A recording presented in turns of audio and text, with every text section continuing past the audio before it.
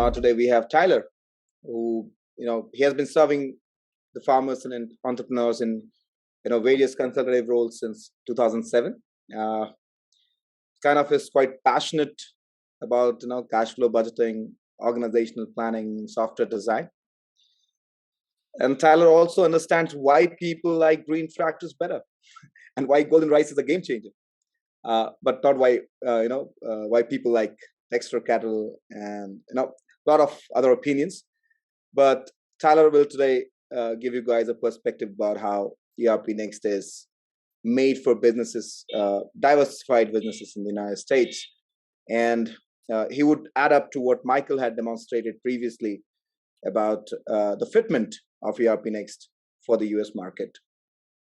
ERPNext, in general, is a great fit, when you want to scale up from, say, QuickBooks or, similar softwares which do not have the entire capabilities of an ERP system. And, right from accounting to HR to, your sales purchase cycle, your manufacturing, it takes care of everything, connects all your departments together, weaves them into one solution with all the modules without any restriction. Now, Tyler will take over and demonstrate what he has got for us, the US market. Over to you, Tyler.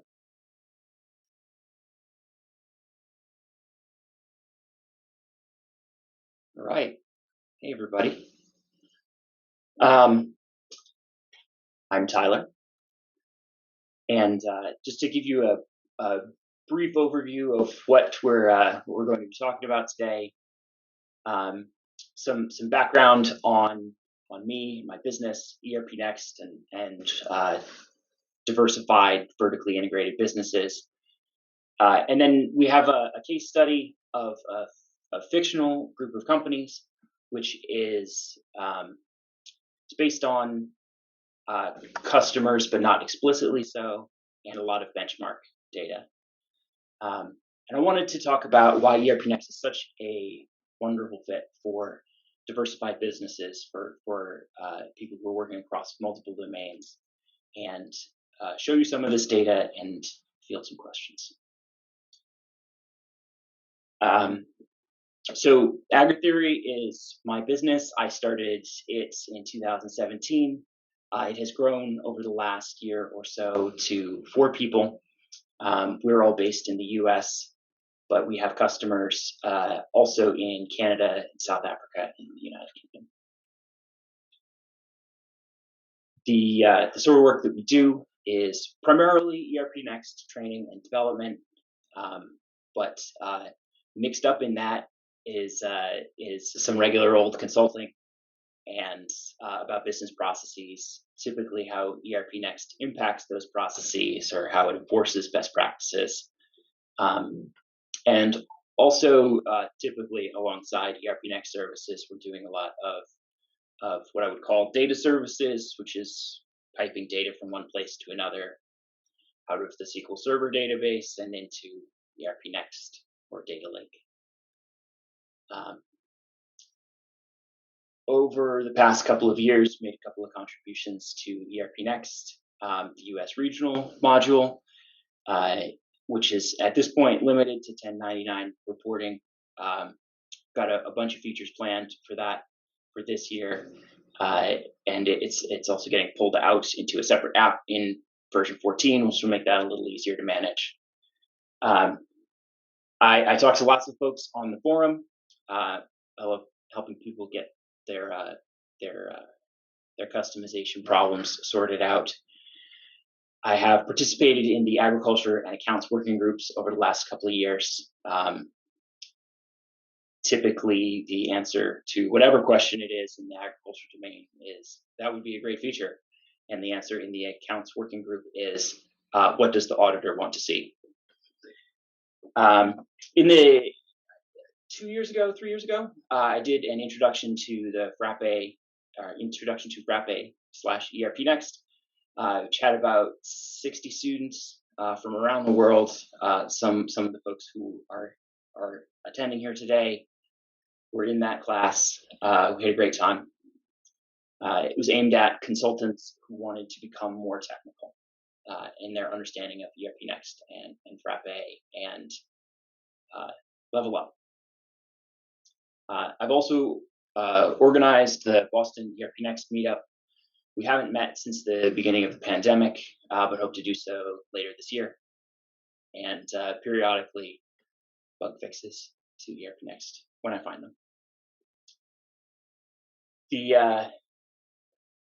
The companies that we're going to be talking about today, the made-up companies, Chelsea Fruit Company, Quincy Cloudberry Farm, and Ambrosia Pie Company, they're related.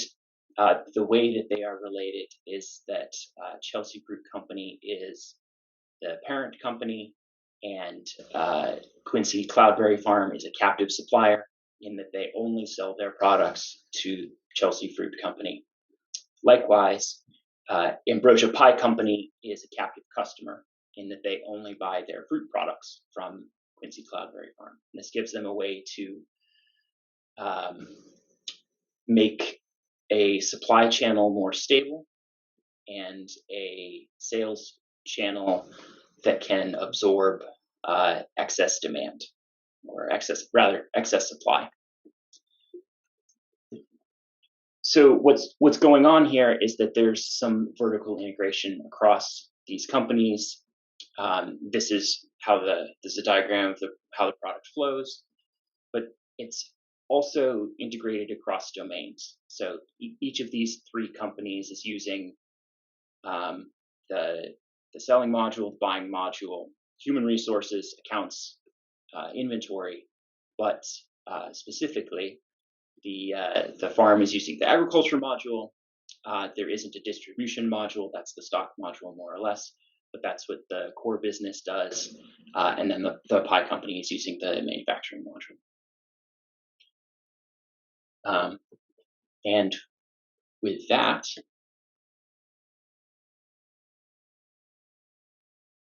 let me tell you the story of the Chelsea Fruit Company. It was founded in 2006, quickly becoming known as a reliable supplier of specialty fruits. As they grew into a multi-million-dollar business, several management problems became apparent.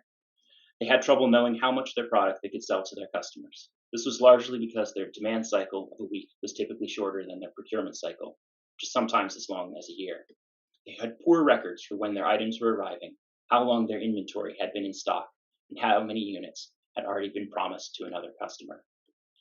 So they started keeping track of this in Excel. It went badly because they couldn't update it at the same time. It only ever showed what was true right then, according to the last user to save the spreadsheet. It didn't integrate with QuickBooks, so they had a lot of trouble knowing what was actually sold, how to reconcile and had to reconcile the inventory to handwritten receipts. They needed a better solution, so they chose ERPNext. In 2019, the Chelsea Fruit Company was also having problems sourcing some of their harder to find products and decided to invest in a growing operation, Quincy Cloudberry Farm. About a year later, several events conspired to help the company launch into a new business and start a bakery. The owners of a local wholesale pastry shop were retiring, vacating their conveniently located space.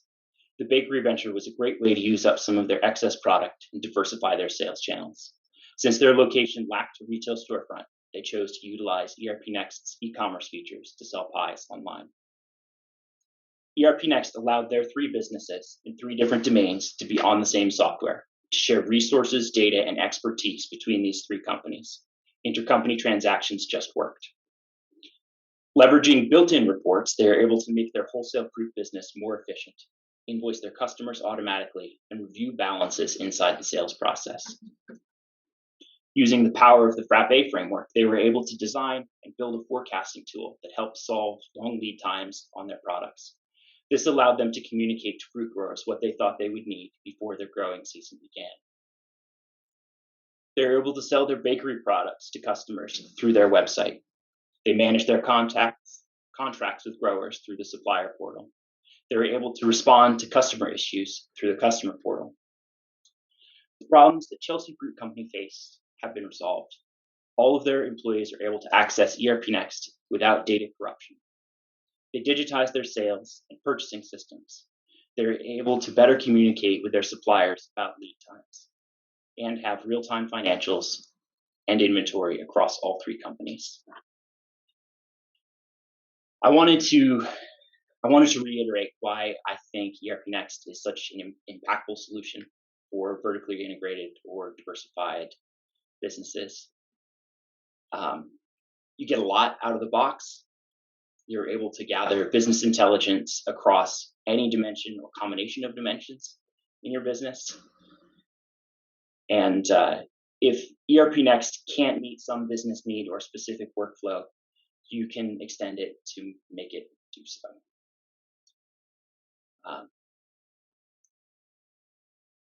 And let me show you around this business. I've lost all of your faces, and I don't know how to get you back.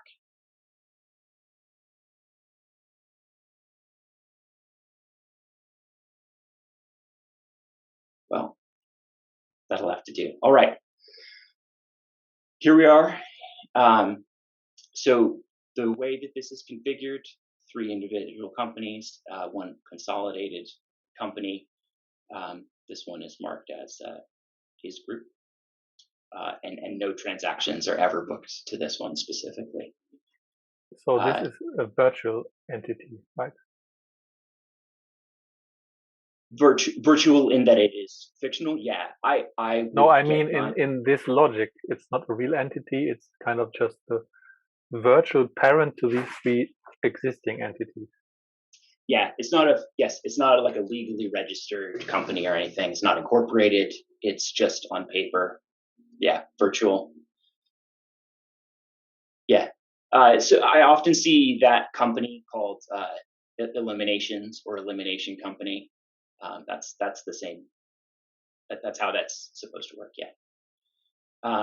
So these users, while they all have AgriTheory addresses, are actually split between a bunch of different companies, which is great because Brad, not a real person, can log in and do work for both companies, for example.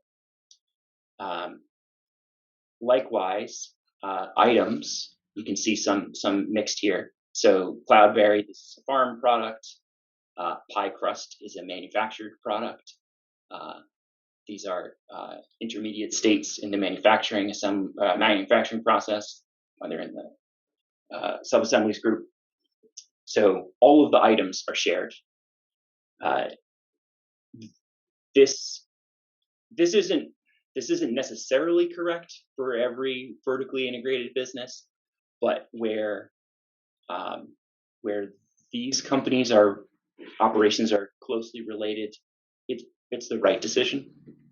It means that they don't have to enter this information more than once. They can manage how much inventory they have in 3 different companies, 3 different places. Theoretically, they can share it.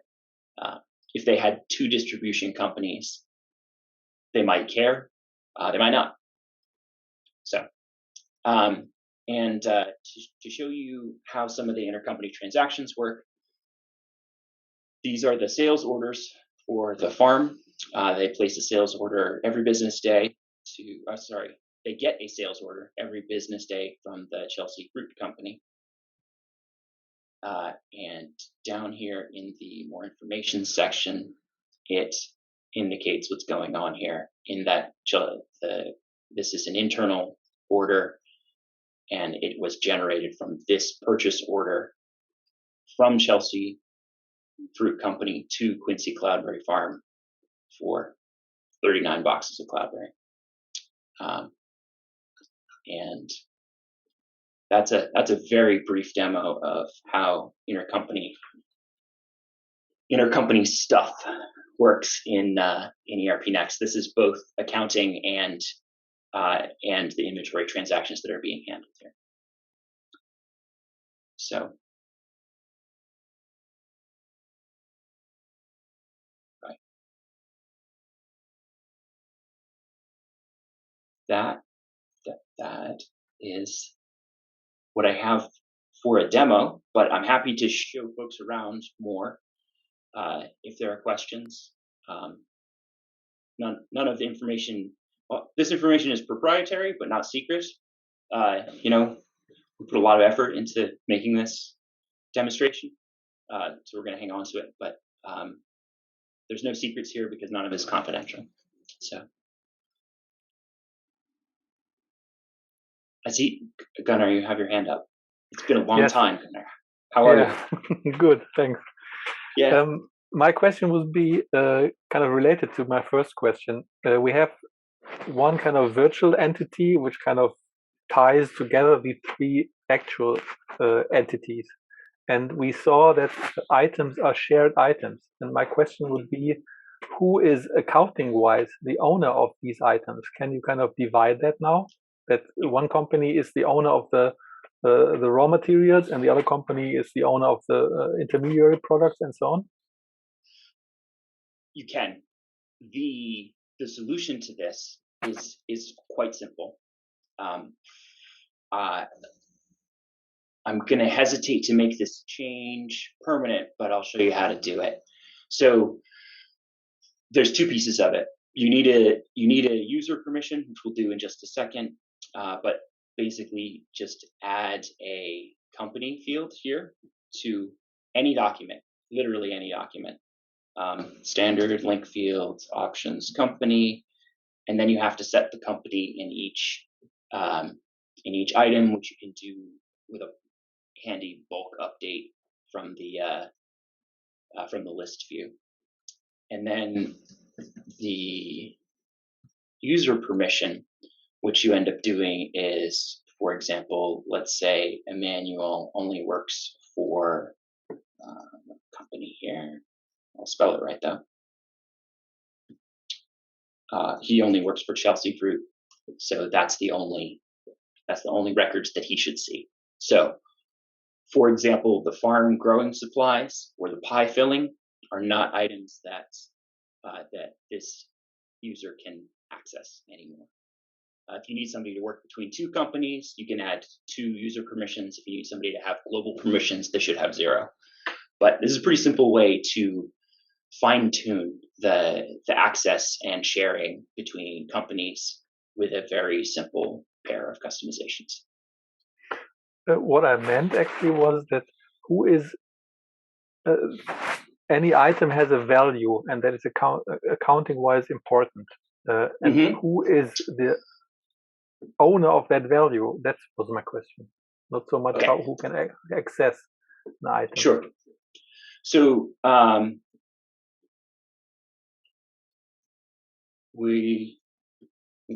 a product that is used. Product that is used. It's because I need the item code. Product that's used in all 3 companies is this Cloudberry. So when it's sold at wholesale, it's sold at $15. When it is bought, typically from the manufacturing company to the bought from the distributor by the manufacturing company, it's at 10, and it is sold from the farm to the distributor at 10. So the value of the added value of this $10 when the farm sells it to the distributor is captured in their margin. This is sort of a standard costing approach to this. And then this is a 50% markup, 1.5 markup rather, on this product in a distribution context, and then in the manufacturing context, it's going to be an input, and the markup happens as part of that process, but it's not. This isn't the final thing that's sold from the pie company. They don't sell raw Cloudberry; they sell it as part of a pie. So and based I'm still not sure I've answered your question though. And based on invoices and payment records and delivery records, the ownership of 1 ton of this item then changes between these companies. Is that correct? Yeah. Tell me what you mean by ownership, because there's a specific thing about it. So sorry. You have this kind of Cloudberry product, and you have 10 kilogram of it or 10 tons of it, and these 10 tons they have a value. and the value accounting wise is matters. And at the beginning, it's the ownership of this. The value should be in the books of the grower product. And when the grower of this product delivers this 10 tons to the manufacturer should be the one who owns this value, and this value for this 10 tons of this product should be in the books of the manufacturing company. That's what I meant. Yeah. Okay. So I understand the problem that you're talking about. It is very problematic from a reconciliation standpoint to change the valuation rate at the time of transfer. So, and I don't think that's what you're saying, but I just wanted to point it out. So what would be really messy to clean up would be to say, we're going to transfer it at $7.50 from the farm, but when we receive it, we're going to recognize a value of $10 because $2.50 is evaporated in that transaction. And that's not okay, because that $2.50 really belongs in retained earnings of the farm. So the farm makes a sale, right? ERPNext makes this very transparent in that they can make a sale from one company to another at a price that's agreed upon. And most related companies, especially in the sort of small, medium-sized family businesses that we're talking about here, they're not typically selling products to each other at some third-party market price. They're doing it at some price that they decide on, usually some standard costing. They figure out this is going to be the Cloudberry price that we sell between each other for 2022, and stick with that. And if their cost of production is less than that price, it's less than 10, then the farm is making money. When they go to sell that distribution, in the distribution context, they are making money on the markup there because they're charging more for it when they sell to it. And likewise, it adds value as part of a pie. So who owns the value? The value of that product changes depending on its context, but its value is really only externally defined. I'm not so much concerned about changing values based on the context. I'm more just concerned about, let's say the price is always the same, just to make it more simple, but it is being owned by one company on Monday, and it's been owned by the other company on Tuesday. And so on Tuesday, it should be in the books of the second company, on Monday in the books of the first company. And that was my question, how this transfer of the value of certain goods is being done. Yep. Okay.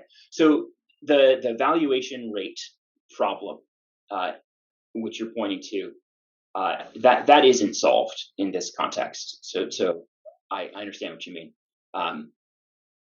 The valuation rate at the farm is it very much depends on when in the growing cycle, what the valuation rate of that individual crop might be. In the distribution context, it's very clear. In the manufacturing context, it's very clear because they have a cost that they purchase it at. So there's no lower of cost or market sort of thing that they need to worry about. And there's no adjustment that they might need to do for cost in a investment in growing crops scenario, which is how this is managed at the farm level. If you're in a scenario where you desire for a greater degree of separation for this, I would recommend that you use different items that represent the same thing. So we would have like Cloudberry wholesale, Cloudberry input, or pie input or something like that. They would actually be discrete items, whatever makes sense. And then after the receiving step, you can apply some custom logic. I'm not sure if you can do this in a put away rule. You may be able to essentially repack that item as it is received into the other item, and that means that the valuation rate will change at that time from the farm's valuation rate to the distribution company's valuation rate. So. Okay, thank you. It's complicated. So this is a great question. Sorry it took so long to get to the bottom of it. Right. So, just in the interest of time, what we'll do is we'll take the questions at the end. Does that work for you, Tyler? Yeah, I know we're in the questions section. I'm happy to keep rolling okay. with whatever folks have. I'm here all day. Sure. Perfect.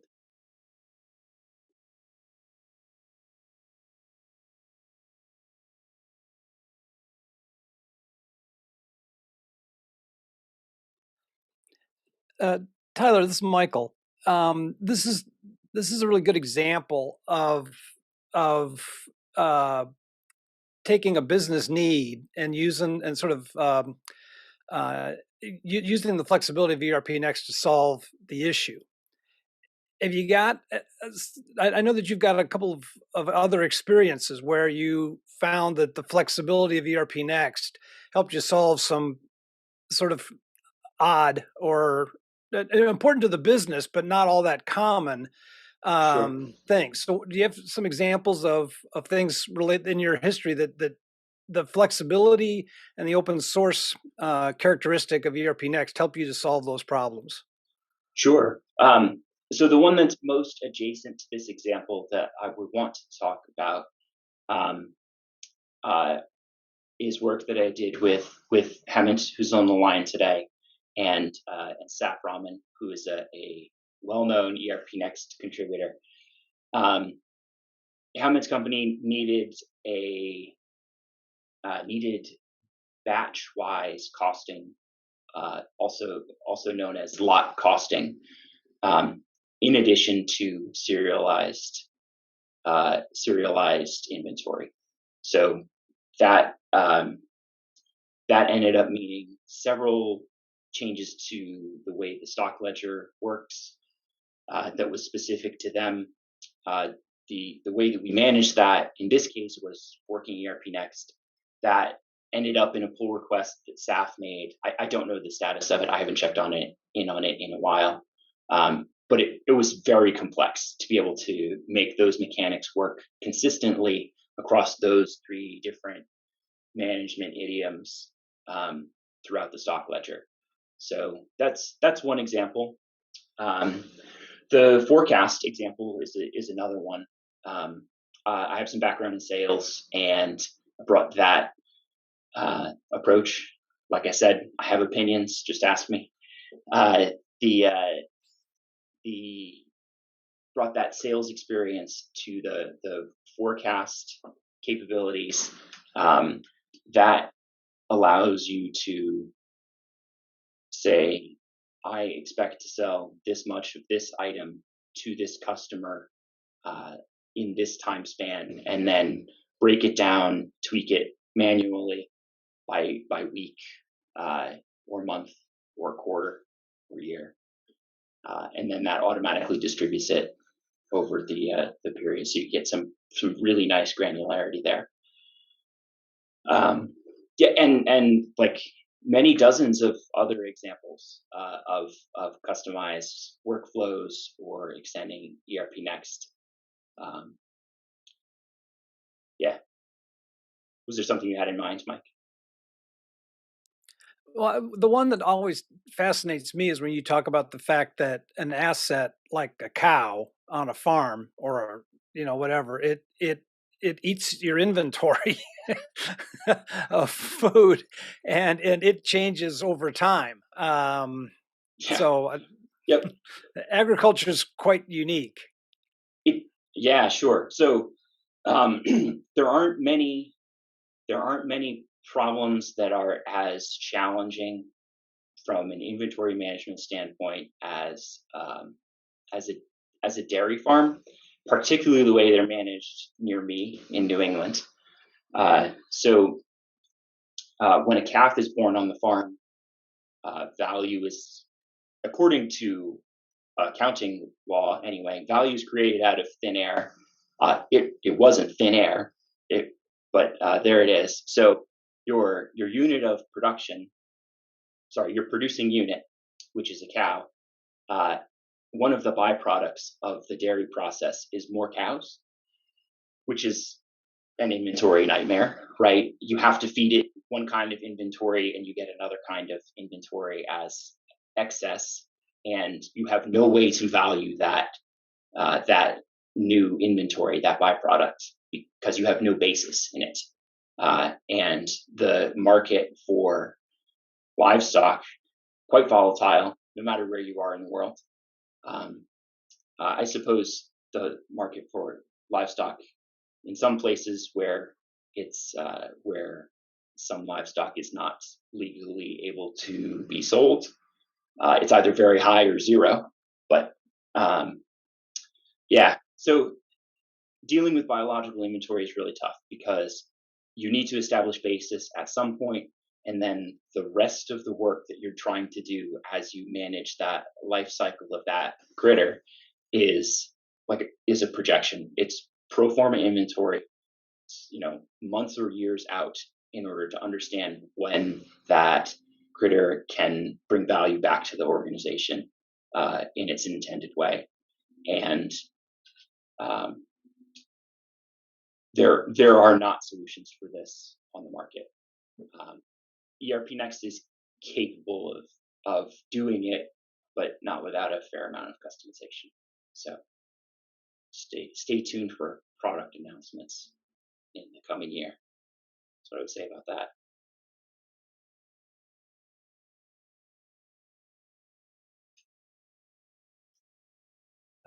Yeah. A fair amount of customizations. How difficult are they? How extensive are they? It depends. So getting an opinion from an experienced developer, a Frappe partner, towards the beginning of the process will help a lot. As is pretty typical with projects like this, the customer is pretty blind at the beginning. They aren't fully aware of what ERPNext can do or how it can be extended. And they're usually approaching in some way where it's, I need it to do this thing. It sounds really difficult, but after gathering some more information, it may be quite close to an existing workflow. In which case, you want, as a consultant, you want to see if the vanilla workflow can be, if they can accommodate it. And if they can't, then you have work to do. The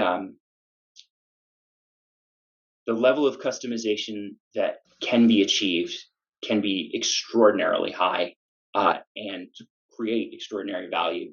The folks at Elastic Run and Zeroda will echo this. Many of my customers will as well. Ones where I've ended up doing a lot of customization. Mike can tell you all about it. So it's absolutely a spectrum.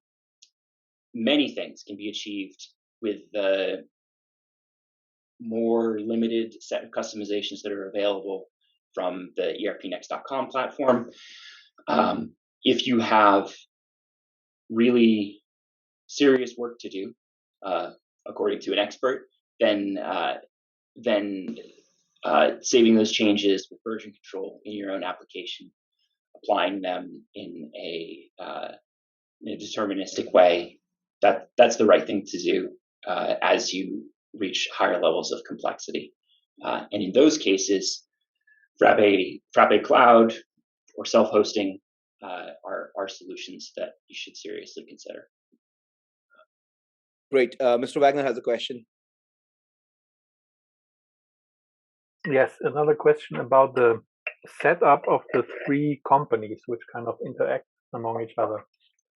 Sure. I think they must have kind of among them a kind of a customer and supply relationship in some way. And the one in the middle has it on both sides. Is it possible to demonstrate how a transaction is taking place, a sale from the farm to the manufacturing company, for example? Sure. So here in the supplier list are two of our three companies, right? So the Quincy Cloudberry farm is marked as an internal supplier, and the company that they represent is configured here. And these are the businesses that they're allowed to interact with. All of this is out of the box. This is the extent of the configuration. And if we look at for context, if we look at Chelsea Fruit, we're going to see the same thing. They are allowed to transact with, as a supplier, they're allowed to transact with Ambrosia Pie. But there is nothing yet which makes a company at the same time a supplier and a customer at the same time, because such relations exist in a way. But I think not in the logic of ERPNext. Yeah. So one of the things that you can do is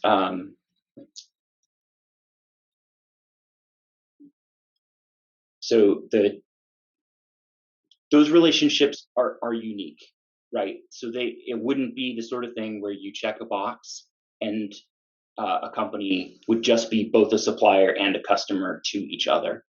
That's pretty common, right? But it isn't exclusively that way. And the configuration path that is here in ERPNext allows you to be specific about it. So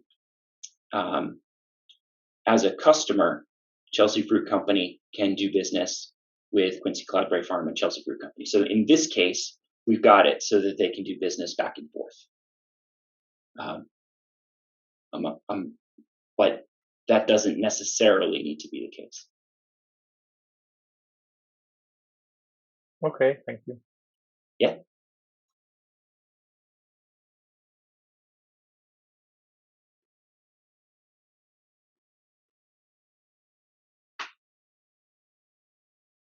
Hi, Tyler. Hello, Umair. How are you? I'm just fine, thanks. Good to see you. Likewise. With a longer beard, we have something in common finally. Thanks for sharing your knowledge on ERPNext. Are you done with the presentation, or you want to jump back on it?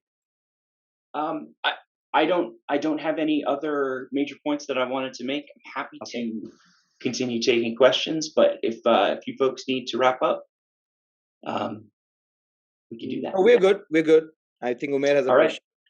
Yeah. All right. So I think you have, immense knowledge in the agri domain, and even when you were in Mumbai, I think we had another guy, I think Brian. So talking about implementing ERPNext in their farms. So I think it's more of a nomenclature. I mean, you call it an asset or you call it a category. It's mainly a terminology. So most of the things under the hood works pretty much the same way. So in terms of functionality, I would say we are pretty much there. Do you have any plans to make an application or something, or productify or domainify ERPNext for an agri domain? And do you have any such plans? And how do you? Because let's say once we domainify, right, we also kind of get a path to attend customers at a scale in that particular space. So, any such thoughts? Yeah. So certainly. So that the agriculture domain in ERPNext in version 13, which is going to be the starting point for the application, standalone application in version 14, is quite good. It has a couple of small things that need improvement in its current iteration, but it's going to get most people really close to what they need. I think it's very close to complete at this point for growing crops. For managing livestock, there's some real specific challenges there, and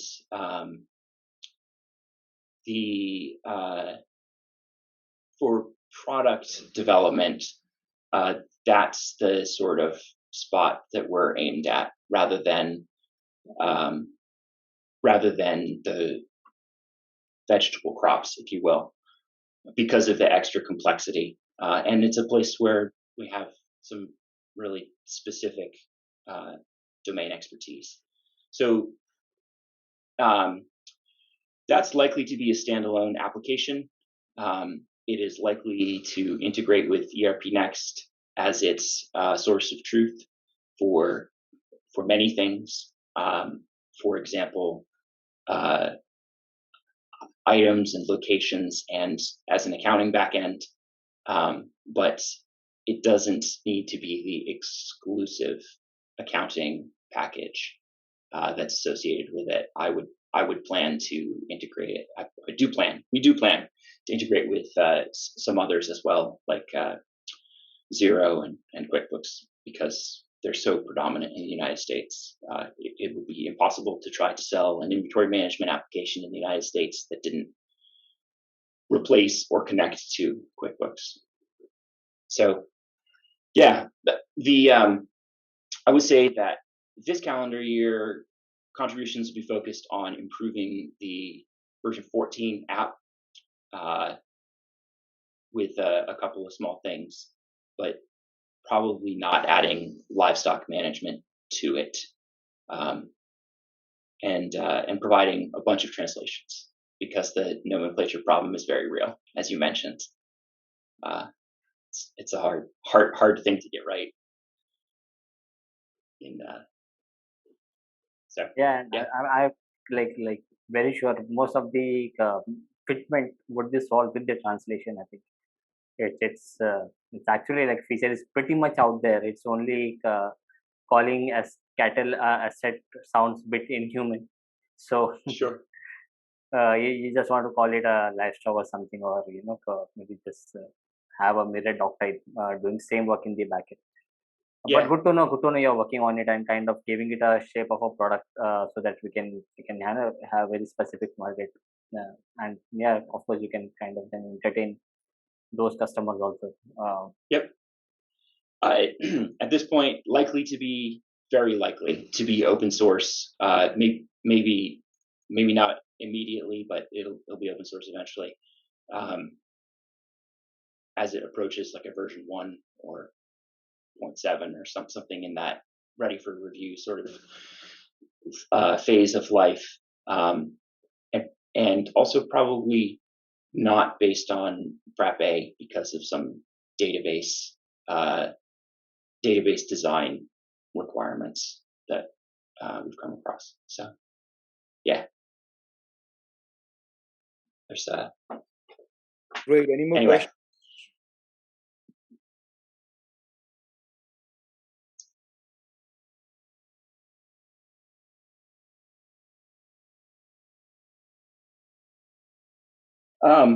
Thank you all for coming. If you'd like to reach out, I'm at Tyler@AgriTheory.com. Please visit our brand new website, which is nice and shiny. And if you have any follow-up questions, if you're looking for some advice, I'm happy to help. Great, Tyler. Thank you so much for your presentation today. It was a quite interactive session even after the presentation. Thank you everyone for joining. We'll be back with our next webinar. It would be based on Shopify integration, and we hope to see you next time, probably at the end of the next month. Thank you all. Okay, thanks. Bye bye. Thank you. Bye.